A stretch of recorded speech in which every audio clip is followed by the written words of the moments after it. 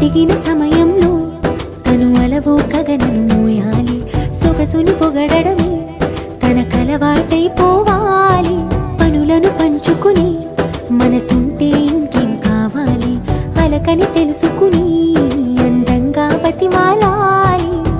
కోరికేదైనా గాని తీర్చి తీరాలని అతన్ని చూడడాని